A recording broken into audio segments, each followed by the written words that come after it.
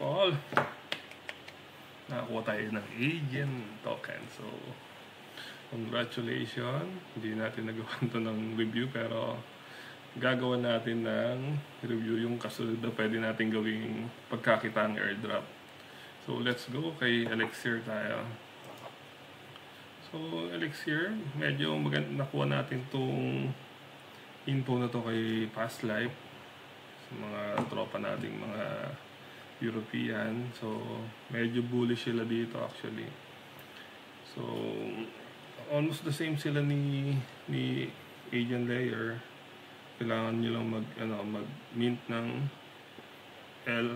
ELXF or LXF. Hindi ko alam paano tawagin yan. Pero,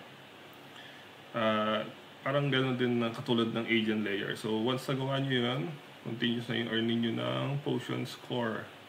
Potion Score is nabibenta na rin to sa Whales Market, although di natin ginagawa yon.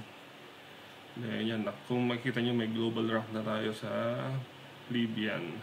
Yan, pang 47k, medyo mababa yan. Liquidity, nagpasok lang ako ng 116 USD.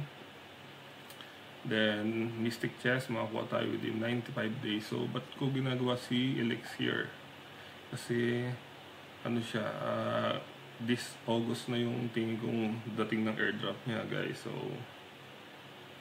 magandang airdrop to. Very bullish sila siya. Hindi ito actually mga ibang kilala kong ano. So, they raised 17.6 million at 800 million valuation. So, malaki pondo nila. Easy to farm. So, yun lang. Deposit liquidity, then you're done. Weekly, makakuha ka na ng Potion weekly, then palok din siya kay Monad Ecosystem. Okay. So, napakadaling gawin ni Elixir. Malaki ang pondo. So, ano ba siya? Elixir is a cross-chain modular network enabling order book DEX to unlock deep liquidity. So, ano siya? Cross-chain siya, no? Marami rin siyang hawakang network. So, they have more than 30 native integration into the core infrastructure. So, di ko na masyado ano yung details niya. Pero ang masasabi ko, magandang airdrop to. So, paano ba gagawin to? All you need is the MetaMask. And kailangan ERC20 yung ETH nyo. So, katulad dito, nandito tayo sa ERC20. Then, ang gagawin lang natin is manage. Yan. Tapos, minimum guys is 100 USD. So, katulad nito, 0.342.